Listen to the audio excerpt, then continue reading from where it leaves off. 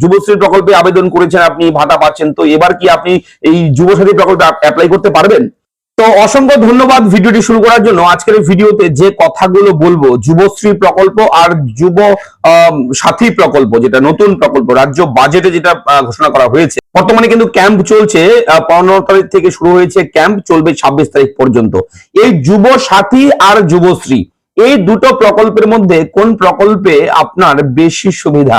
হ্যাঁ, যারা যুবশ্রী প্রকল্পে আবেদন করছেন, যারা টাকা পাচ্ছেন, এবং যারা এখনো যুবশ্রী প্রকল্পে টাকা পাচ্ছেন না কিন্তু আবেদনটা করে রেখেছেন, আপনাদের সকলের জন্য এই ভিডিওটা ভেরি ভেরি ইম্পর্টেন্ট। কেননা আজকের যে বিষয়গুলো আলোচনা করব কেউ বলবে না, সত্যি করে বলছি, আপনাকে কেউ বলবে না এই কথাগুলো, যে দাদা কি করব, যুবশ্রীর প্রকল্পে টাকা পাচ্ছি, আমি কি যুবসাথী প্রকল্পে আবেদন করতে পারবো? এই কমেন্টটা আপনারা অনেকেই করেছেন। এবার আমি এই কমেন্টটা অনেক দেখেছি, আপনারা অনেকেই জিজ্ঞেস করেছেন আমাকে।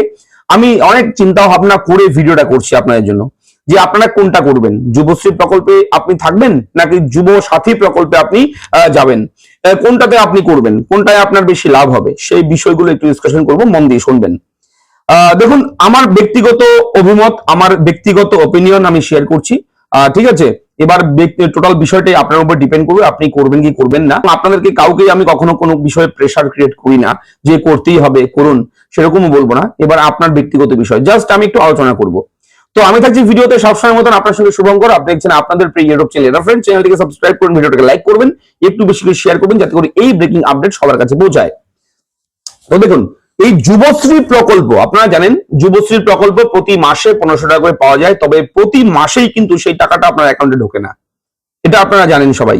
2 মাস, 3 মাস, 4 মাস, 5 মাস পর পর টাকা পাওয়া যায়, ঠিক আছে? তো পেন্ডিং থাকে, প্রতি মাসেই কিছু না কিছু পেন্ডিং থাকে, টাকা ক্লিয়ার করে না প্রতি মাসে।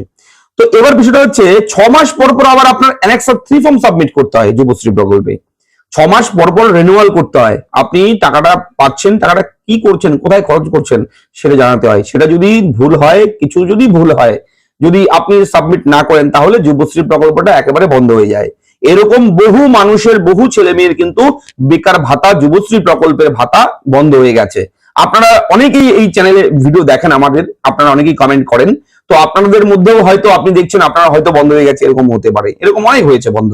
যারা যুবশ্রী প্রকল্পে অ্যানেক্সার 3 ফর্মটা সাবমিট করেনি, কিংবা কোনো রকম ভুল করেছে, কিংবা অনলাইনে করতে পারেনি, অফলাইনে সময় পায়নি জমা করতে, তো তার জন্য।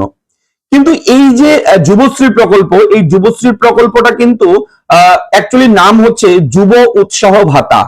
এটা উৎসাহ ভাতা হিসেবে দিচ্ছিল সরকার। সরকার যখন চালু করে তখন বলেছিল যে যারা পড়াশোনা চালিয়ে যেতে চায়, যারা পড়াশোনা করছে, ঠিক আছে, তারা যাতে করে আরো টেকনিক্যালি কোনো কোর্স করতে পারে, কম্পিউটার কোর্স করতে পারে, যাতে করে পলিটেকনিক, আইটিআই, বিভিন্ন এডুকেশন পারপাস যাতে করে টাকাটা খরচ করতে পারে শিক্ষামূলক ক্ষেত্রে, তার জন্য টাকাটা দিচ্ছে। এর জন্য কিন্তু যুবশ্রী প্রকল্পের অ্যানেক্সার 3 ফর্মে দেখবেন যে কোন কোর্স ট্রেনিং করছেন আপনি, কোন অ্যাড্রেস, কোন ইনস্টিটিউট থেকে করছেন আপনি, কতদিনের কোর্স ডিউরেশন রয়েছে, এগুলো দিতে হয়, জানেন আপনারা সবাই। এবার প্রতি 6 মাস পর পর একটা করে কোর্স, এবার অনেকেই কোর্স করছে, সেখানেও একটা টাকার খরচ হচ্ছে। টাকাটা কিন্তু আপনি অন্য কোনো কাজে ব্যবহার করতে পারছেন না অনেকেই। কোর্স দেখাতে হয়, এবার কোর্স দেখাতে হলে তো সেখানে অ্যাডমিশন নিতে হবে, সেখানে টাকা দিয়ে জয়েন করতে হবে, ভর্তি হতে হবে, সেখানে খরচ আছে, তো সেই খরচগুলো দেখাতে হয়। কিন্তু এই যে বর্তমানে বর্তমানে অন্তর্বর্তী রাজ্য বাজেটে যে যুব সাথী প্রকল্প চালু করেছে পশ্চিমবঙ্গ রাজ্য সরকার, এবং পশ্চিমবঙ্গ রাজ্য সরকার কিন্তু এখন ক্যাম্প করছে, রাজ্য সরকারের নির্দেশে কিন্তু ক্যাম্প হচ্ছে, প্রতিটি বিধানসভায় একটি করে ক্যাম্প হচ্ছে। সেই ক্যাম্পে কিন্তু ফর্ম তোলা, ফর্ম জমা নেওয়া সবকিছু চলছে এই মুহূর্তে। আপনারা অনেকেই ফর্ম ফিল আপ করে জমা দিয়েছেন, এবার অনেকেই আবার দেননি এখনো, হয়তো আগামী কাল পরশু তরশু আপনি 26 তারিখের মধ্যে গিয়ে ফর্ম তুলে ফর্ম জমা করবেন, বেশ ভালো কথা। কিন্তু বিষয়টা হচ্ছে এই যুবশ্রী প্রকল্প থেকে আমি মনে করি যুবসাথী প্রকল্পটা অনেক অনেক গুণ ভালো, অনেক সুবিধা এই যুবসাথী প্রকল্পে, এই নতুন প্রকল্পে। কেন বলছি, দেখুন, এখানে আপনি প্রতি মাসে টাকা পাবেন, প্রতি মাসেই আপনি টাকা পাবেন। লক্ষ্মীর ভান্ডার যেরকম, লক্ষ্মীর ভান্ডার টাকা কিন্তু 2 মাস, 3 মাস, 4 মাস পর দেয় না। লক্ষ্মীর ভান্ডার কিন্তু date by date, per month কিন্তু টাকা ঢোকে। এই প্রকল্পের সুবিধা ঠিক এরকম ভাবে আপনি ঠিক এরকম ভাবে পাবেন, প্রতি মাসে আপনার অ্যাকাউন্টে 1500 টাকা ঢুকবে। এবার এই যুবসাথী প্রকল্পে কিন্তু আপনি 5 বছর কন্টিনিউ পাবেন, 5 বছর কন্টিনিউ টাকাটা পাবেন, এবং 5 বছরের টোটাল দাঁড়ায় আপনার 90,000 টাকা, ঠিক আছে? 90,000 টাকা 5 বছরে দাঁড়ায়। এবার এই টাকাটা কিন্তু আপনার ব্যাংক অ্যাকাউন্টে ডিবিটির মাধ্যমে ঢুকবে, ডাইরেক্ট বেনিফিট ট্রান্সফার। ডিবিটির মাধ্যমে মানে বুঝতে পারছেন, সবার অ্যাকাউন্টেই ঢুকে যাবে, সরাসরি ডাইরেক্টলি ঢুকে যাবে, কোনো রকম লেট দেরির ব্যাপার নেই। ঠিক আছে, যখনই পেমেন্ট রিলিজ করবে সঙ্গে সঙ্গে আপনার ব্যাংক অ্যাকাউন্টে টাকা ঢুকে যাবে। কিন্তু যুবশ্রী প্রকল্পে কিন্তু লটে লটে পেমেন্ট ঢোকে। কোন জেলা মালদায় পেলো, কালকে হয়তো মুর্শিদাবাদ পেলো, পরের দিন হয়তো বিকেল বেলা আলিপুরদুয়ার পেলো। তো এইরকম ভাবে কিন্তু টাইমের কোনো ঠিক ঠিকানা নেই অ্যাকচুয়ালি। দেখবেন কমেন্ট বক্সে আমাকে কমেন্ট করেন আপনারা অনেকেই, দাদা আমি পাইনি, নদিয়া জেলা থেকে বলছি, দাদা আমি পেয়েছি কোচবিহার জেলা থেকে দেখছি, এরকম পেয়েছি আর পাইনি, এরকম কমেন্টের আগে পরে হয়। ঠিক আছে, কেউ আজকে পায় কেউ কালকে পায়, এরকম ভাবে হয়। কিন্তু এই যে বিষয়টা ডিফারেন্ট, সবচেয়ে সুবিধা যেটা এই যুবসাথী প্রকল্পে, 6 মাস পর পর যুবশ্রীতে আপনার অ্যানেক্সার 3 ফর্ম সাবমিট করতে হয়, যদি ভুল হয় বন্ধ হয়ে যায়। কিন্তু এই যুবসাথী প্রকল্পে কিন্তু একেবারে 5 বছর পর্যন্ত টানা আপনি টাকা পাবেন, টানা 5 বছর পর্যন্ত টাকা পাবেন, তারপর রেনুয়াল। তো এই 5 বছরের জন্য আপনার দুশ্চিন্তা টেনশনের ব্যাপার নেই। অ্যানেক্সের কোনো রকম ফর্ম আপনাকে সাবমিট করতে হবে না, এখনো পর্যন্ত এটাই আপডেট রয়েছে। ভবিষ্যতে কি করে সেটা সরকারি নির্দেশ কোনো কিছু এলে সেটা পরের ব্যাপার, কিন্তু বর্তমানে যেটা দেখা যাচ্ছে যে যুবসাথী প্রকল্পের সুবিধা ভালো। ঠিক আছে, সেই 5 বছর পর্যন্ত একটানা টাকা পাওয়া যাবে, প্রতি মাসে মাসে টাকা পাওয়া যাবে। ঠিক আছে, এখানে কোনো রকম ফর্ম আর মাঝখানে আর কোনো রকম আপডেট করতে হবে না, কোনো কিছু দেখাতে হবে না, কোনো কিছু নিতে হবে না, দিতে হবে না। ঠিক আছে, জাস্ট টাকা পেতে থাকবেন আপনি। তো এটা একটা ভালো দিক। আপনাদের কি মনে হয় আমার কথাগুলোর সঙ্গে যদি ম্যাচ হয়, আপনার যদি মনের মতো হয়, যদি ভাবেন যে শুভঙ্করদা ঠিকই বলছে কথাগুলো, একটু লাইক করে দেবেন ভিডিওটা, একটুকুই চাই আমরা আপনাদের কাছে, একটু সাপোর্ট, কমেন্ট, ভালোবাসা, লাইক, শেয়ার, এগুলো।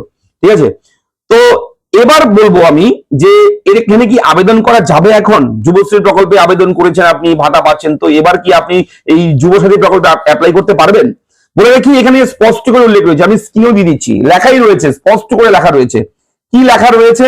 স্পষ্ট করে লেখা রয়েছে এখানে যে ক্যান নট, এই বাংলার যুবসাথী প্রকল্প নিউ 2026 লেখা রয়েছে, লাস্টের দিকে দেখুন, can not apply if already getting Yuvashree. যদি আপনি অলরেডি যুবশ্রীর টাকা পাচ্ছেন তাহলে আপনি এই যুবসাথীতে আবেদন করতে পারবেন না। তবে যাদের যুবশ্রী প্রকল্প বন্ধ হয়ে গেছে, যাদের আগে টাকা পেয়েছে, কখনো কোনো 1 মাস 2 মাস 6 মাস টাকা পেয়েছে, কিংবা দীর্ঘদিন পেয়েছে, তারপর হঠাৎ করে বেকার ভাতা বন্ধ হয়ে গেছে, যুবশ্রী প্রকল্প বন্ধ হয়ে গেছে, তারা কিন্তু এখানে আপনারা আবেদন করতে পারবেন এখন। ঠিক আছে, যাদের রানিং আছে যুবশ্রী প্রকল্প, রানিং পাচ্ছেন, লাইভ কেস আছে স্ট্যাটাস যুবশ্রী, তাহলে তারা কিন্তু আবেদন করতে পারবে না। হ্যাঁ, আবেদন করতে কখন পারবে জানেন? সেই 6 মাস পর। এই কদিন আগে, কিছুদিন আগেই তো আপনারা অ্যানেক্সার 3 ফর্মটা সাবমিট করে ফেলেছেন, তো এখন আর পারবেন না। আগামী 6 মাস পর যখন অ্যানেক্সার 3 ফর্মটা পাবলিশ হবে, ফর্ম ফিল আপ শুরু হবে, তখন আপনি সেটা যদি না করেন, সেই ফর্ম ফিল আপটা অ্যানেক্সার 3 যদি জমা না দেন, তারপর বন্ধ হয়ে যাবে, নট এ লাইভ কেস আসবে, তারপর আপনি এই যুবসাথীতে আবেদন করতে পারবেন। তো যুবশ্রী প্রকল্প বন্ধ না হলে আপনি যুবসাথীতে আবেদন করতে পারবেন না। তো এবার আপনার ব্যক্তিগত বিষয়, আমি সুবিধা অসুবিধাগুলো বলে দিলাম, এবার আপনি কোনটা করবেন আপনার ব্যক্তিগত বিষয়। তবে যুবশ্রী প্রকল্প থেকে যুবসাথী প্রকল্প শত গুণে ভালো প্রকল্প। দুটোর কম্পেয়ার করলাম আমি, দুটোর মধ্যে ডিফারেন্টটা বলে দিলাম। এবং এখানে বলে রাখি, এখানে ওয়েটিং লিস্টের উপরে ভিত্তি করে এগুলো লিস্ট বের হয় যুবশ্রীতে। ওয়েটিং লিস্ট নতুন একটা বেরিয়েছে, আমি একটা ভিডিও করে দিয়েছি, নতুন ওয়েটিং লিস্ট তালিকাটা দেখে নেবেন, ভিডিওটা দেখে নেবেন, ভিডিওটা করে দিয়েছি, সেখানে কিন্তু সবকিছু বলে দিয়েছি। তো এখানে কিন্তু অবশ্যই মিনিমাম থাকতে হবে যুবসাথীতে মাধ্যমিক পাস যোগ্যতা, মিনিমাম। এবং এখানে অবশ্যই কিন্তু 21 বছর থেকে 40 বছরের মধ্যে বয়স থাকতে হবে, তবেই কিন্তু এই সুবিধা পাবেন। এবং এখানে অবশ্যই এটা অ্যানাউন্স করা হয়েছে রাজ্য বাজেট 2026-এর ফেব্রুয়ারি মাসের রাজ্য বাজেটে কিন্তু এটা পাবলিশ করা হয়েছে। তো কেমন লাগলো আপডেট? আলোচনাগুলো করলাম, আলোচনাগুলো জানি না কার কাছে কেমন লাগবে, তো আমার যেটা মনে হলো আমি আপনাদের সঙ্গে শেয়ার করলাম। আমি সবসময় আপনাদের ভালো চাই, যাতে করে ভালো একটা প্ল্যাটফর্মে আপনারা যুক্ত থাকুন, ভালো একটা স্কিমে যুক্ত থাকুন, যাতে করে সুবিধা ভালো পান, যাতে করে কারোর কোনো ক্ষতি না হয়, সেই চিন্তাই সবসময় করি। তো ভালো লাগলে ভিডিওটা লাইক করবেন, শেয়ার করবেন, চ্যানেলটাকে সাবস্ক্রাইব করবেন।